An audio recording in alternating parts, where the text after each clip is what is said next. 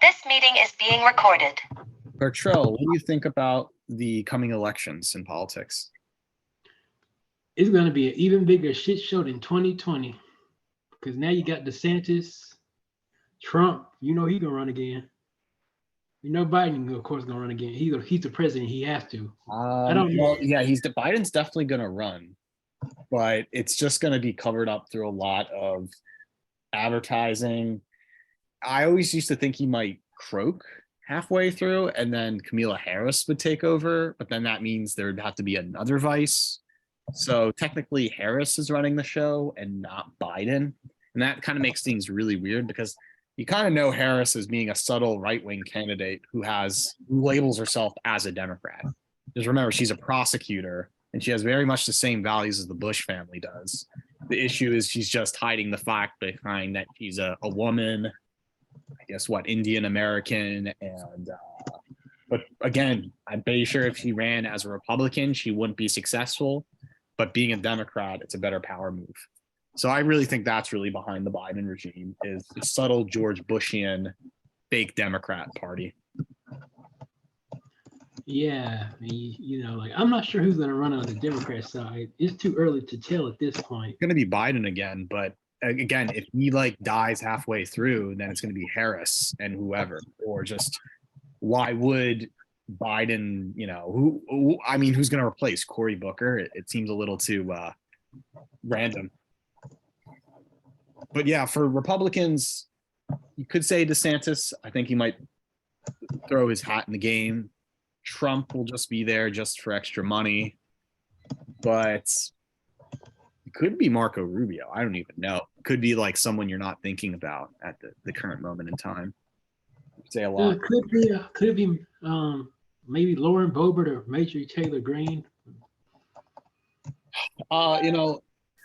It should be later this year. You'll start seeing people by saying, Trump was the first to say, I'm running for president. But I think when we get to the summer of 2023, we're definitely going to have more candidates that will say, I'm going to be running for Republican. I'm Republican. You're going to have an in war with Republicans, the same you kind of had a decade ago with Herman Cain, Michelle Malkin. No, not Michelle. It's Michelle Bachmann or something. I forgot their names. I forgot Michelle Malkin, Michelle Bachmann. 10 years ago when you had Herman Cain, R.I.P. Oh God, he was so fucking goofy. The 999. It's hard to imagine that he was running the 999 plan a decade ago. And funny thing about that. I think he stole one of his speeches from like the Pokemon movie. Like he quoted it and people made fun of him for it. I've heard goofy. I kind of like Herman Cain, but it's whatever. He went the way of Bill Cosby, so that's why he was canceled forever. Yeah. Plus, Godfather's pizza is mediocre. Like never had the worst pizza, but it's not the best either. It's just really mediocre. Like CC's Pizza or Sbarro's or whatever. Or like Little Caesars. It's okay if you don't really got anything for money. Little Caesars is. I would say Little Caesars right now is a little better than Pizza Hut because of the location wise and its success. But you're right. It's not like you want to get Little Caesars or a quality pizza. But Godfather Pizza sounds like it's just airplane food or something. You're in the airport and it's the only monopoly there or something. Yeah, or like Chuck E. Cheese's pizza. God, Chuck E. Cheese pizza. It makes Little Caesars look good. It's been more than 15 years, 16, 17 years since I had Chuck E. Cheese pizza. I'm curious though about it. Yeah, there's always fights. Oh, there he goes. All right. Ray's on. Yeah. Should we start? No, we can just add some more to it, All right, cool. So we almost got Ray on. Yeah, his audio's connecting. Oh man. Yeah. I had a nice day today, How nice was it? It was okay. It's not like I met a rock star or anything, but just exercise. It was okay.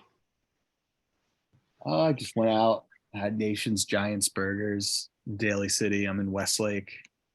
That's always Yeah, fun. this has to be a regional thing because I don't think I've seen Oh, them it's anywhere definitely else. regional. There's like only 2 in the Bay Area, and then it's like all over East Bay. Are their burgers really that big?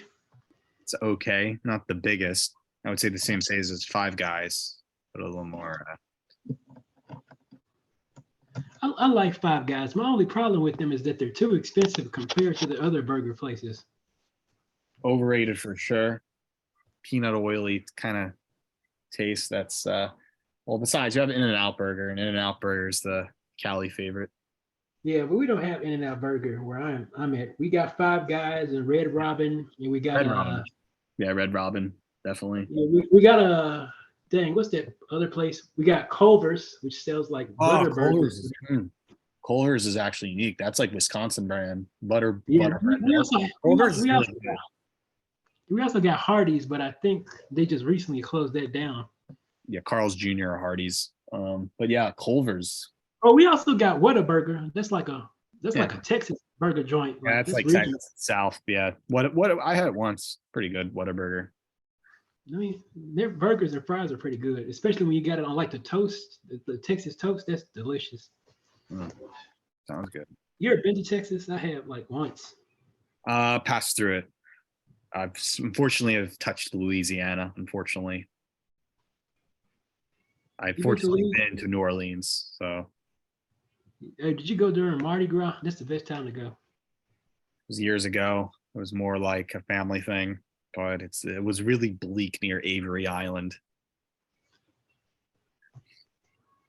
Yeah, I tried to get Jim Gold to come on, on the podcast. That would be sick. That would be Yeah, pretty funny. Well, what's he say? yeah, he wasn't really interested. It sounds like him. Yeah. Well, he should come on. You should just shoot the shit and be like, "Yo, here's the link." He'll come on. He'll just have to roll the dice. Oh, he said, "Oh, there you are." Got it. Okay. Got it. Okay. We got Ray All on. right. Oh, should I ask a question or? Yeah, just go with it. Okay. So Ray, what inspired your art? What inspires my art? Yeah. Oh, desperation and obsession. I mean, those are good inspirations. I think that's the same thing that inspired like Robert Crumb like a while back. Wait, let me adjust my audio. Okay. Oh, okay. All right, I can hear you better now. Oh, you said that desperation and obsession like inspired your art. Yes. What? That's great. I mean, I like your unique art style. It kind of reminds me of, I guess, like a ketamine trip or something like that. I wouldn't know. Me neither. I've never did psychedelics, but I've saw visuals on the internet and stuff like that. Yeah. Well, I have a psychedelic consciousness, if that may help. That sounds cool. And what was his name? John Ice Nihel. I'm probably not pronouncing his name right, but he said that you're a pretty unique individual. John, yeah. I worked with him. I was the cameraman for Manson family movies. Yeah, The film that he did way back. Yeah, I think that was the 80s or something. Or was it the 90s? I don't remember. Something like that. Yeah. Yeah, I also know, dang, what was that other person who worked with him? It was like that drag queen. She used to hang out with like RuPaul back in the day. Oh, the one that died? She died? I thought she was still living. The skinny one? Wait, this one That was looked black. like kind of looked like an AIDS victim or something. Oh no, I'm talking about another one. This one is black. Oh, that one. Yeah. Never met that one. Oh yeah. Yeah, but John's a unique guy. Like, um, how was your childhood like? Was it average or kind of unique? I was a little bit obsessed with aliens. This sounds cool. Like, did you ever read like any UFO literature or conspiracy theory stuff? Yeah, I mean, after I actually saw a UFO, I got more interested in it. Man, that sounds awesome. I mean, I've never had like a I've never had like a mystical experience before, but it must have been awesome. It wasn't mystical at all. It was very scientific. Of course, once I verified that they actually exist, then that made a big difference. Oh, wow. I So mean, how, actually seeing one, an actual alien, wow, that's awesome. I wonder how come they with don't really. witnesses in broad daylight in Berkeley, California, at the Berkeley Flea Market. Wow, that sounds awesome. I wonder how come they don't visit us as much as that we want them to. Like they could Oh, save they the world. do. They like to visit dense areas, dense population areas where there's a lot of people and a lot of things going on. But that's mainly the ones that can pass for human, like the Nordics. Yeah, I know what you're talking about. Like the tall blonde people. Yeah, they're the ones that look most human. You would never see a gray walking the streets of Berkeley. Of course, Yeah, they have what would you call it? Uh, Areas where they can live and not be detected. So, so that even if you do see them walking around, you won't know where they live, even though they're living on Earth. You wouldn't be able to follow them. And I mean, since we're talking about multidimensional beings that are capable of disappearing, then that that makes it pretty impossible. wow, that's awesome. So, do you still live in Berkeley or? No, Oh, not well, yeah, now. they say California is becoming almost unlivable. With the homelessness and the expensive stuff and everything. I don't even know how regular people can still live there. There are no regular people. No. Everybody's been changed. No.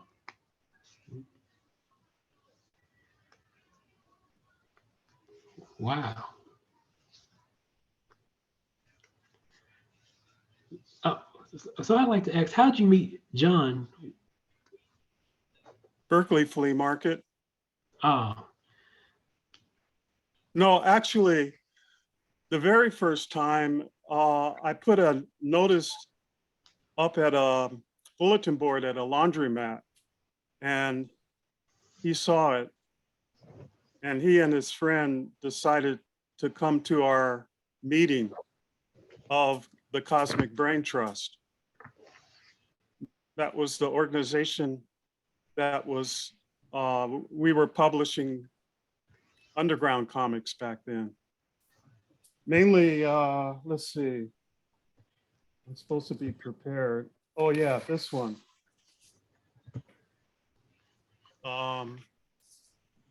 Cosmic Circus. That was that's not the first issue. This is the first issue. Wow, I like the artwork. Yeah.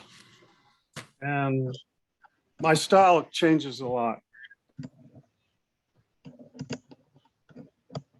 I mean, yeah, you know, underground comics is nice. You know, like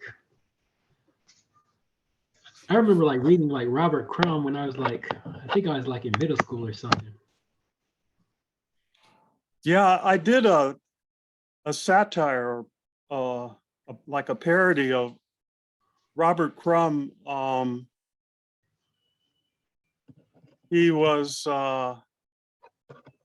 it was kind of like a joke, and I drew this little, basically a comic strip, and somehow it got to him.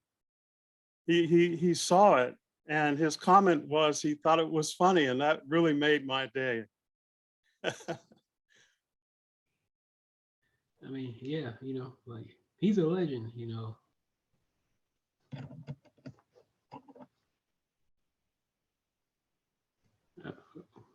Oh yeah. Oh yeah. Before you came on, we were discussing like the 2024 election. Like, what do you think Yeah. about politics? I don't think about politics very much, but sometimes I'm forced to because it comes up in conversation like right now. And so the reason why I don't think about politics is that I don't really believe in politicians. And so I know you've interviewed at least one person who had a lot to say about politics, but my reaction is just stop voting for these people. If you want change, then you got to stop voting for them. And as far as taxes go, I recommend democratic taxation so that the government will have guidance of as far as what people want their tax money to go to. And since we have advanced computer systems, we can do that for almost every decision that with these algorithms and everything, yeah, we can determine what people would vote, how people would vote based on their past voting habits. But anyway, that's something that could be done on a more practical level. I mean, yeah, you know, we were also talking about pop culture, like, you know, like fast food, you know, like which one is better or which one is more terrible. Fast food, Yeah. like McDonald's? Well, actually, we were talking about pizza at first, like Chuck E. Cheese and what else were we talking? Like Little Caesars. We were talking about how terrible their pizza is. Oh, well, I'm only interested in the people that they use as front people, like Ronald McDonald. If you want to talk about him, I could talk about him for a while. Or who else? What about Grimace? Huh? What about Grimace or the Hamburglar? The what? I'm trying to think. Who was that other fast food mascot? I forgot who he was. Trying to think. Well, yeah, we can talk about Ronald McDonald. Like he was interesting. The real person, I think, is more interesting than the the make-believe clown. Yeah, you know. His story. There's always some kind of tragedy involved in it. Mm-hmm. There was tragedy to his story. I mean, I didn't know about him besides the fact that he was in commercials. He was in commercials, yeah. What about it? I mean, that's all I know about the Ronald McDonald guy. Well, just do a search on Google, and you'll be able to read the horrifying story about him.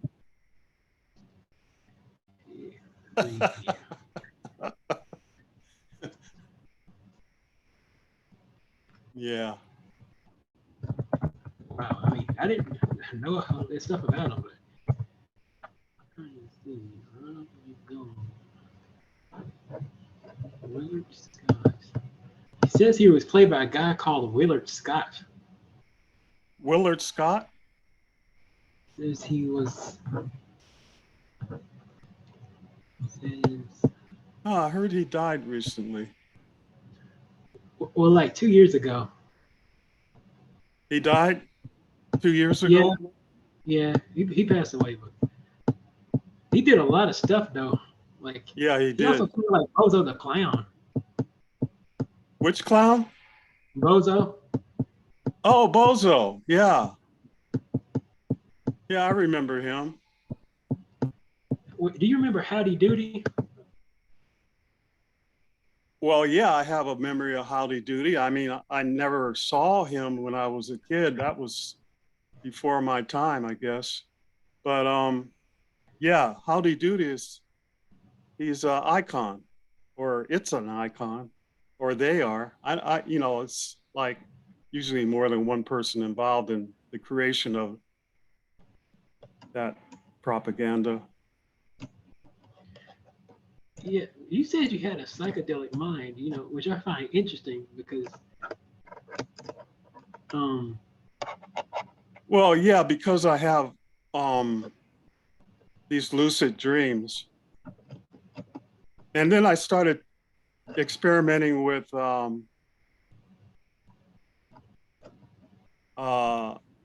African dream herbs and Mexican dream herbs, where you can have a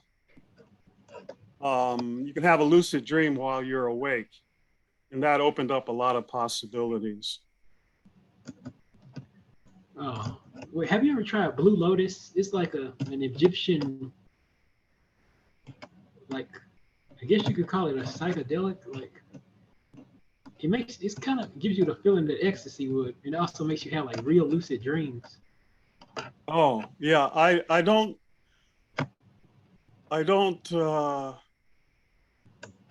recommend psychedelics that interfere with one's consciousness, but I am attracted to psychedelics that give you control over your consciousness or subconscious. So like LSD, I think is like at the bottom of the barrel, because it's basically playing Russian roulette. Oh yeah, you can mess yourself up with doing too much LSD. That's what happened to Sid Barrett. Well, that and other things, but yeah, he, um, Jimi Hendrix maybe even worse. Yeah, and, Charles Manson, he kind of went off the deep end. Did too much acid. He allegedly heard that in the Beatles song, it was telling him to start a race war or some other crazy stuff. And of course, Well, Charlie, he had he had a problem. I mean, yeah, he probably. Well, it was more the people that were following him that didn't know how to handle that kind of drug, and they became very susceptible to Charles Manson's influence. He went around calling himself the god of fuck, and they believed it.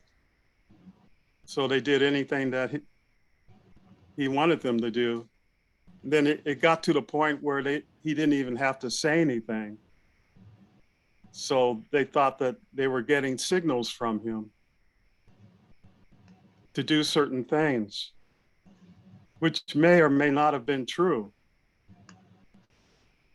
Yeah, like they say that, once you do psychedelics, you don't look at the world the same way again. Depends on the psychedelic.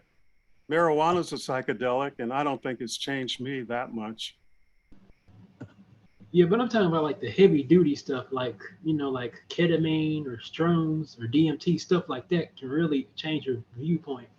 Well, marijuana is capable of doing as much as any of those. If it's strong enough and if the mind is pliable enough, you can have a psychedelic trip that will take you literally to another dimension. Yeah, or it makes you think about, like interesting stuff, like like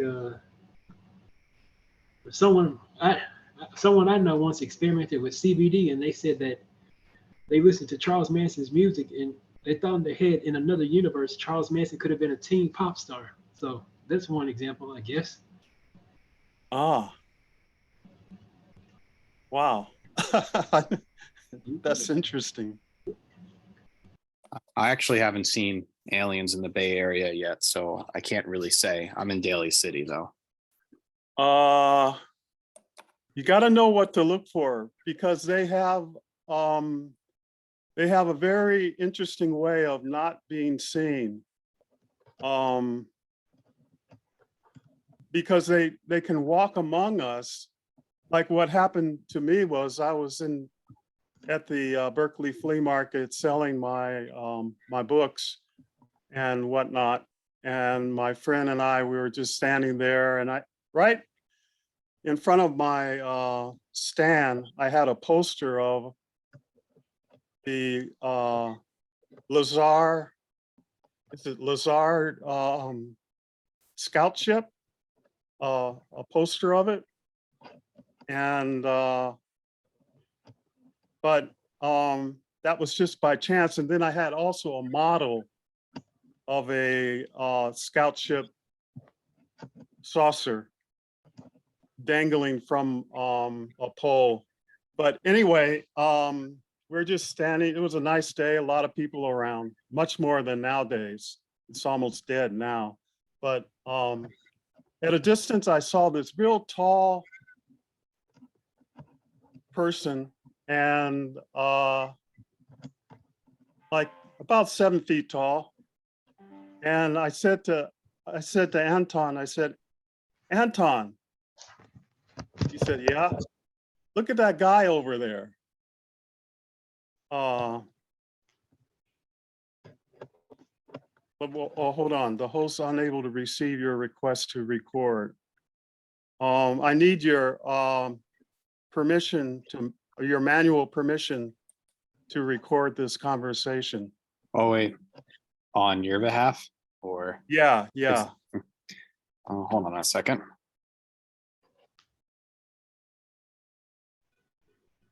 Probably it's recording. Okay, now it's recording, I think. Yeah, it is. It's recording on behalf, but I believe. Okay, thank you. So I said, Anton, look at that guy over there. And he says, yeah, what about him? Because he was at a distance coming our way. He said, what about him? I said, look at him. That's an alien. And Anton, he's very logical. Kind of reminded me of Spock.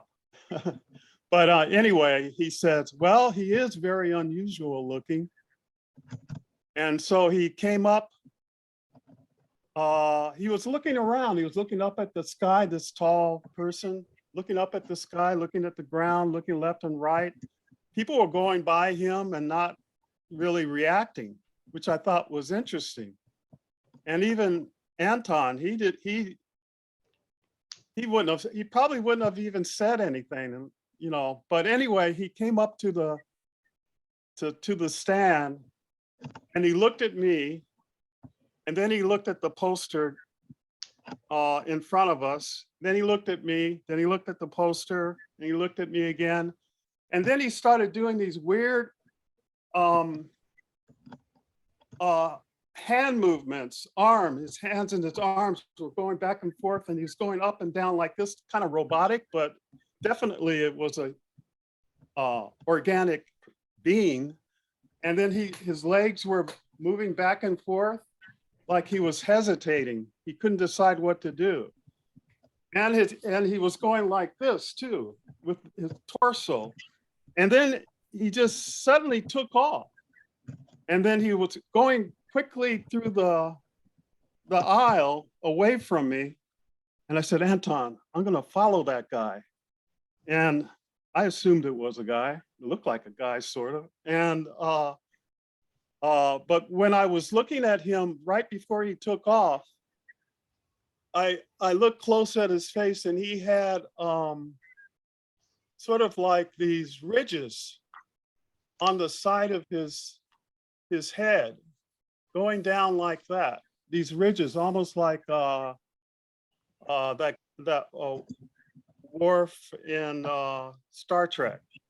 And but it was obviously really deep, and it was like a real face. It wasn't a mask. And so I said, I'm going to follow him. So I waited. I stayed like 25 feet behind him, and there was all these people in front of us, in front of me, in between us. And then he got to the BART station, the train station, and I was behind him, and there weren't any more people around. And all of a sudden he spun around and looked at me and stood there and started these weird movements again, like he was trying to decide what to do. And I freaked out because obviously he knew I was following him. So he took off into the train station, and I just freaked out. I wanted to go follow him and say something, but I turned around and walked back. Wow, that's a great story. Oh, but that wasn't the weirdest one. We only have a limited amount of time, but No. Please tell it. We have an additional 30 minutes, so you can. oh, okay. There were 3 encounters. So the other one that I'm going to tell you about is I was near the same area, near the Berkeley BART station, and I was on my bike, and I was riding toward Ashby Avenue, and there were, it was a nice day, just like the other encounter, nice day, sunshine. But then I saw this guy, I assumed was a guy, walking on the sidewalk, walking toward me. And again, he was very tall, but much different from the first person. And I looked at him, and judging from the way he was dressed, he looked like a monk or some kind of religious devotee or something. But his clothing was just, it was absolutely amazing to me. And I was on my bike, and I slowed down, and I was looking at his clothes and how tall he was. And he had his clothing from his neck all the way down to his feet. It was sort of gold, a combination of gold and silvery and white, and covered with these, what looked like a combination of Sanskrit and hieroglyphics, a combination. I have like a very good visual, I can really, remember things. Being an artist, I can remember things very in detail. So, and then across, he was wearing a side bag, and it had the same symbols all over it. And then his hair, he was white, a white guy with blonde hair that went up to a bun like a Buddha. And then on top of that bun was a smaller bun. And then on top of that was an even smaller bun. So it was like this triple thing going up his head. And he was walking, and he was looking at me, and I just, out of respect, I nodded my head like that.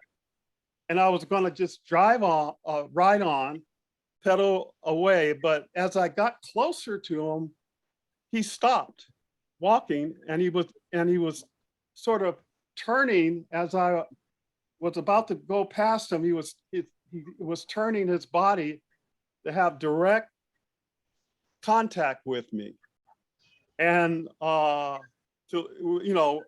look at me.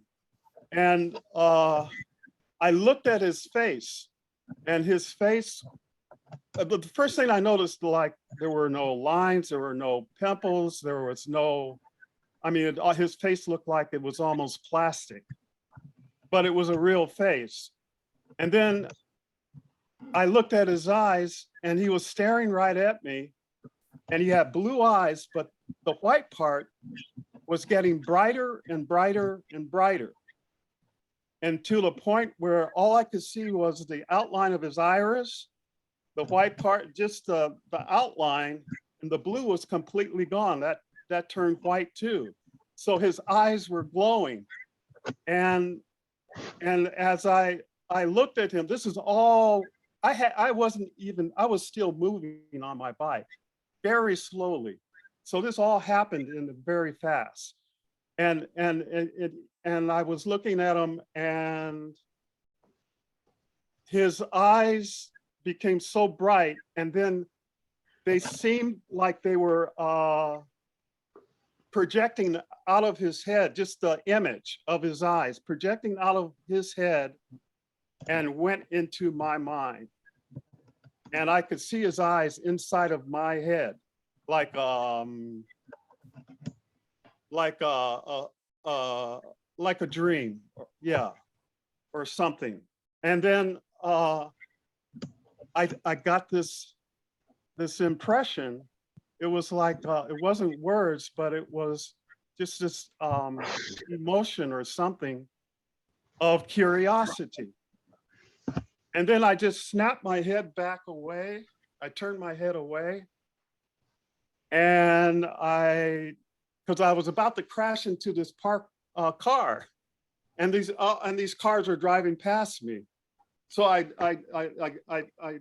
centered my bike and kept moving a little ways up, and then I said, "Oh hell no! I'm not going to let this one get away." So I remember I was thinking that, and I jumped my bike up on the sidewalk, because I had reached the intersection anyway, and I turned around, and he was gone.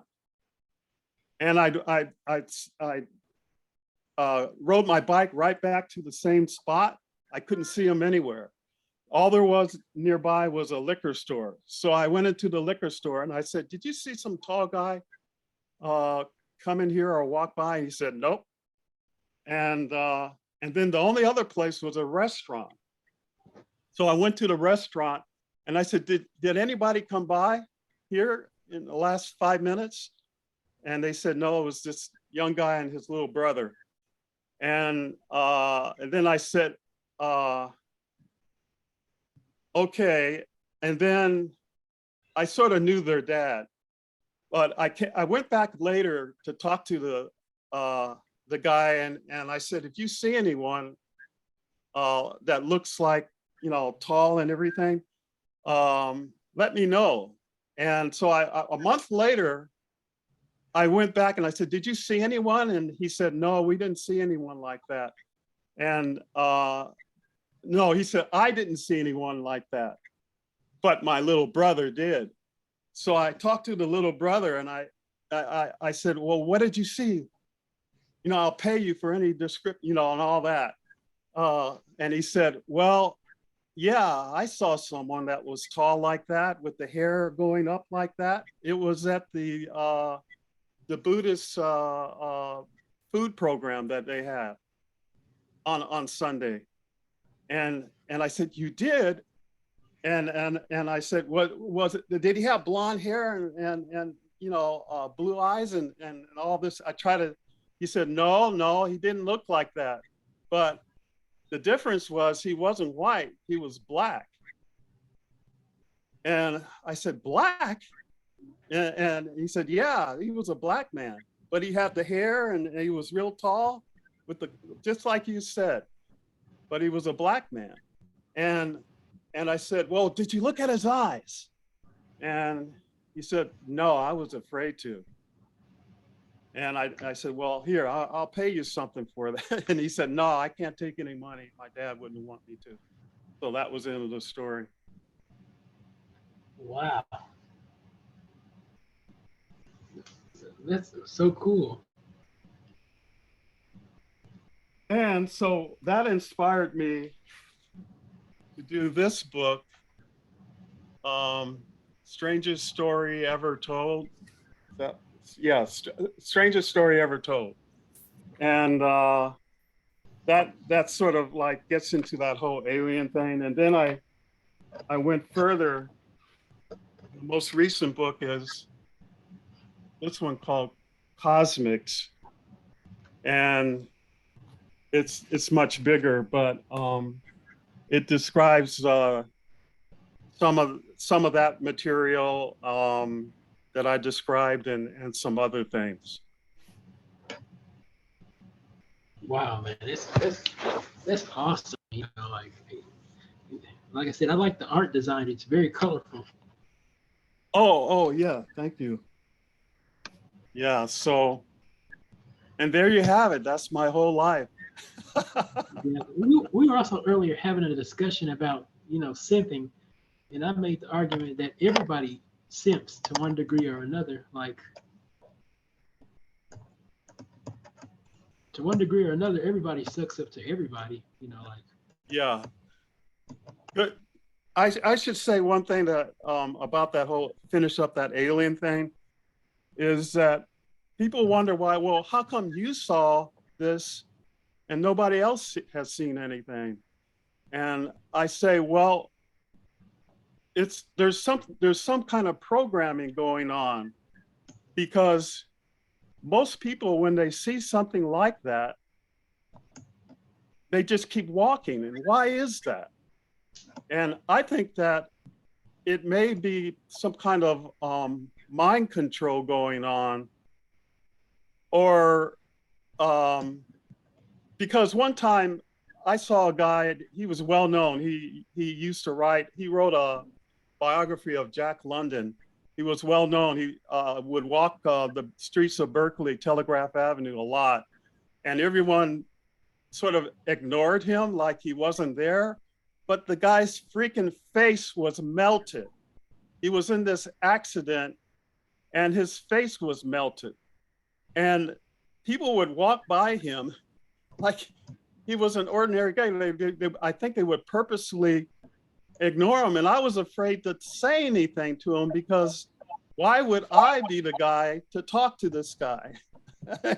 And nobody else does. And one time I followed him around a little bit, and just to see how people's reaction were, and they would sort of like glance at him, but just keep walking, or, you know, don't say anything to him. I found out that guy was very, very lonely. But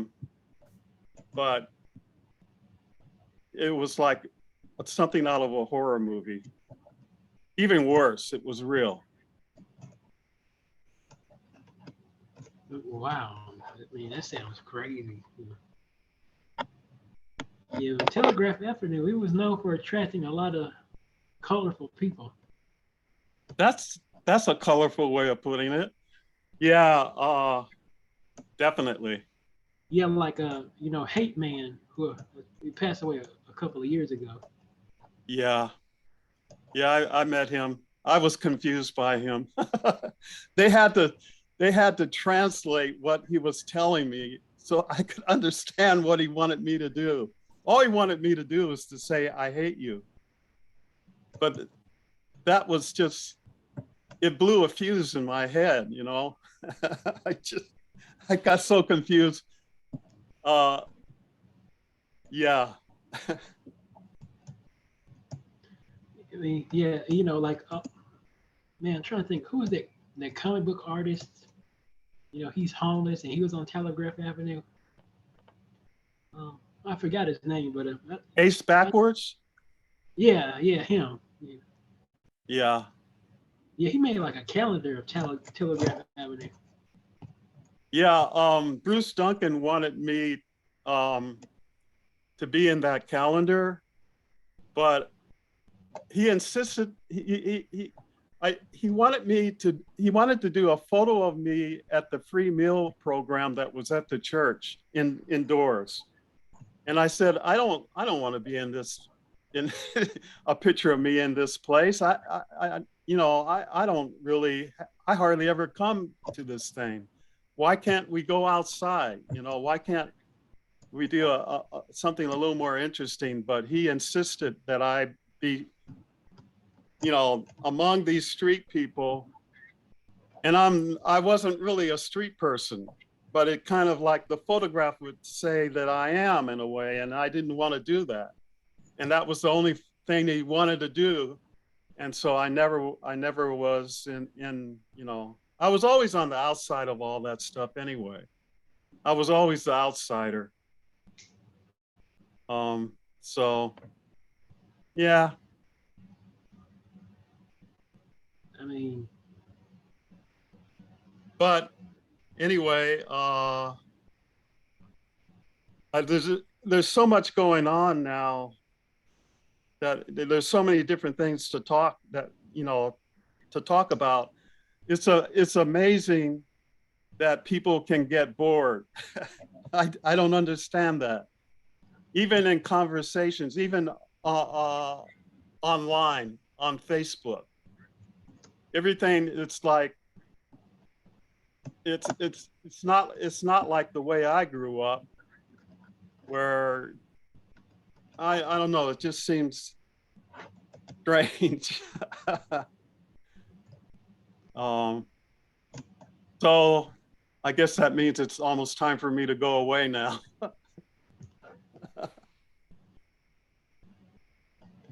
What future? But projects are you working on? we're out of time. No. I'm just curious. What future projects are you working on?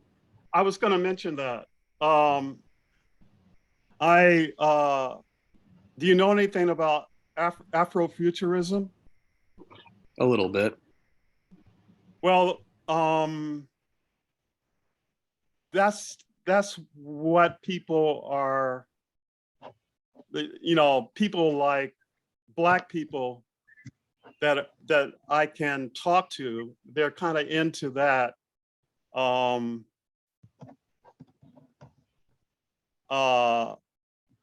So my take on that is that they say it kind of began with people in the 50s, some of the jazz artists. Sun Ra comes to mind, and I often wondered if he really thought that he was from some other planet. But anyway, it continued on. I'm kind of like exploring that in my new book. People like Jimi Hendrix and Grace Jones, and then that science fiction writer, the Black science fiction writer. I can't think of her name right now. I haven't read any of her books, so she hasn't really. Butler. Yeah, that's the one. And then Samuel Delaney too. Yeah, sure. So I thought about it, and I thought Afrofuturism seems like it's stuck in time somewhere. It's not the future.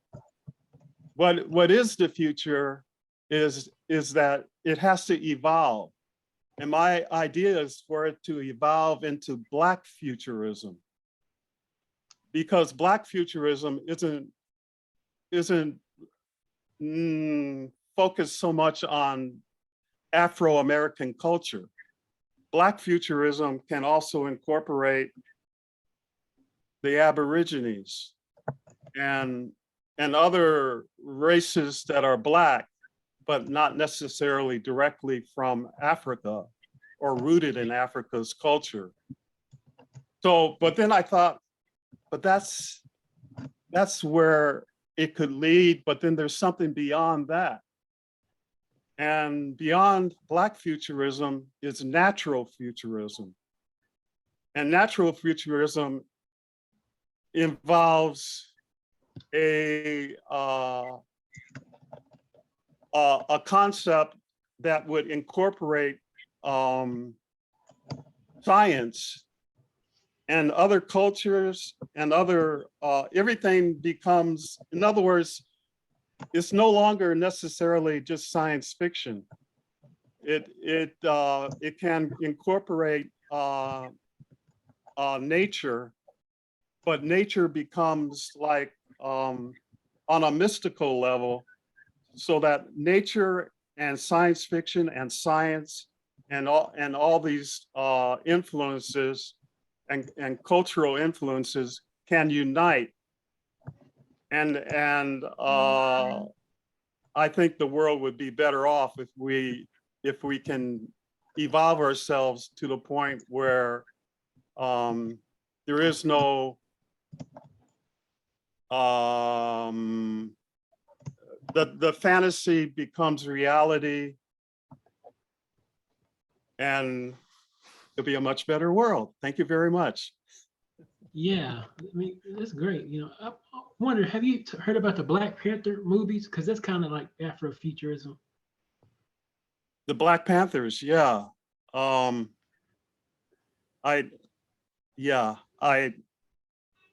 There's some things I know I wish I could like get into with you, but it would take a lot of time because I was kind of involved in that.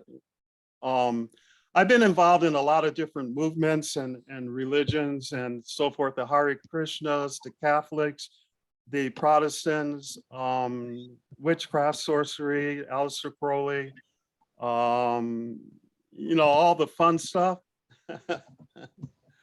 So, but, since I graduated from politics into reality, I sort of left a lot of that behind. Yeah, I'm feel you. I think I'm the same way. Like, the revolution is real. The revolution is real, but it goes beyond politics. It's a revolution of the mind. And once you get to that point where you realize who you are and what you're here for, then that's the true revolution. Because once everyone knows that they've been brainwashed into thinking that they're not all that there is, they are all, they're part. We were born in the image and likeness of God, but as soon as you start talking God talk, people think that you're crazy and a megalomaniac.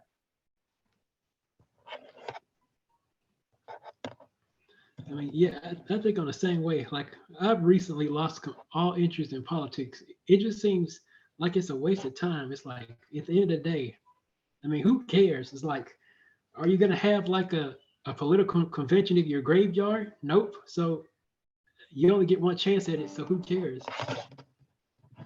Yeah, well, there you go. You got the essence, and like we as a society and as a civilization, we can't afford much longer to let bullies run the world and destroy everything in their path in order to have control and power. So we got to stop cooperating and letting them run things. There's no more voting. Voting is not enough. Obviously, voting doesn't work. That just continues the pattern that keeps them in power. Oh, I vote for him because he's a Democrat or a Republican or independent, but you're still cooperating. People got to stop cooperating and start taking responsibility on a mass level. No more business as usual. I mean, yeah, people got to take responsibility. Like, politicians are not going to solve all your problems. Like, I cringe when I see these people. They treat politicians like they're their friends or something. It's like Joe Biden is not coming to your barbecue at your family reunion. He doesn't care about you. Like, people always say, "Oh, I could have a beer with that guy." It's like, no, you couldn't. He's way too high up. You think he's gonna have a beer with some random guy who lives in a trailer park? Hell no. Yeah.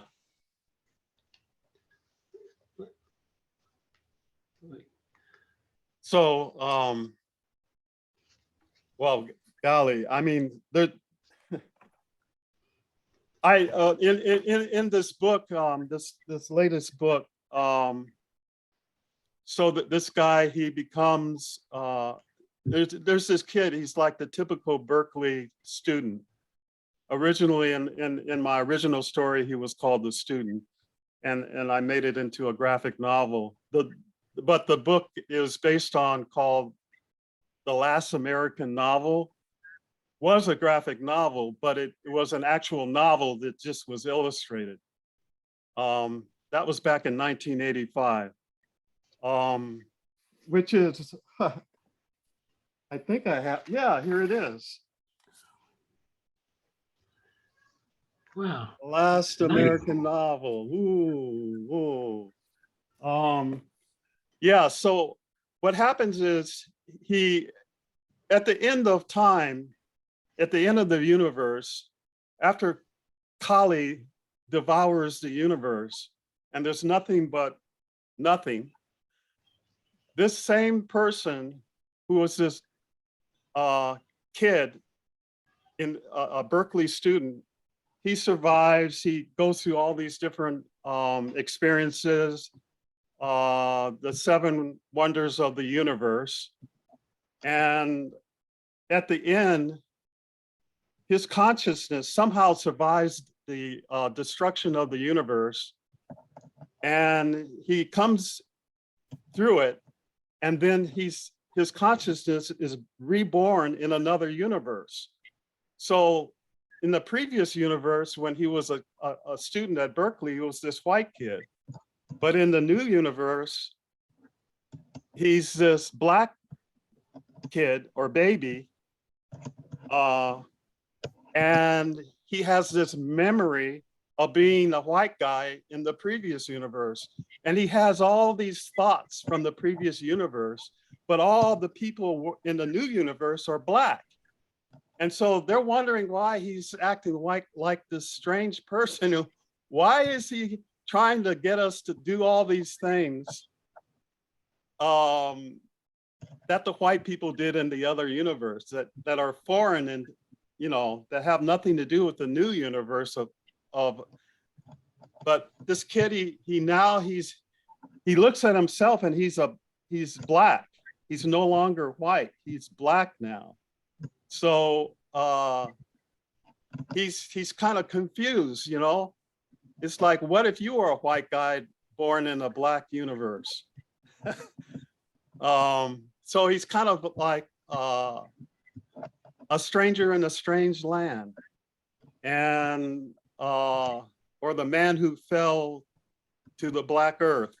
But anyway, so they have to decide what to do about this guy because he has these strange ideas about money.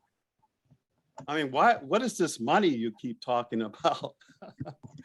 And, you know, Jesus, you know, he's thinking, well, we need a Jesus to come and sin. No, what is this Jesus you keep talking about? All these things from the past.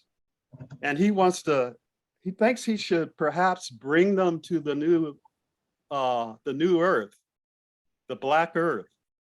And I don't know, I can't really say what's going to happen to this guy.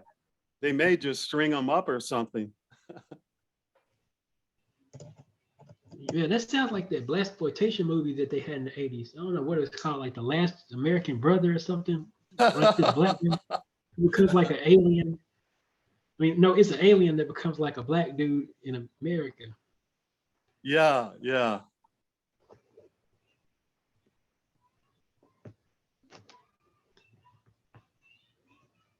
So yeah, that's my take on Afrofuturism. I mean, that's awesome, you know. All right. Ray, thank you for being on. Oh yeah, and hey, am I still on? Yes. Don't forget Cosmic Brain Trust on Facebook if you want to join our group. All right. Okay. This was brought to you by pilleater.substack.com. as well as youtube.com/pilleater. This was recorded on February 2nd, 2022 or 2023, February 2nd, 2023.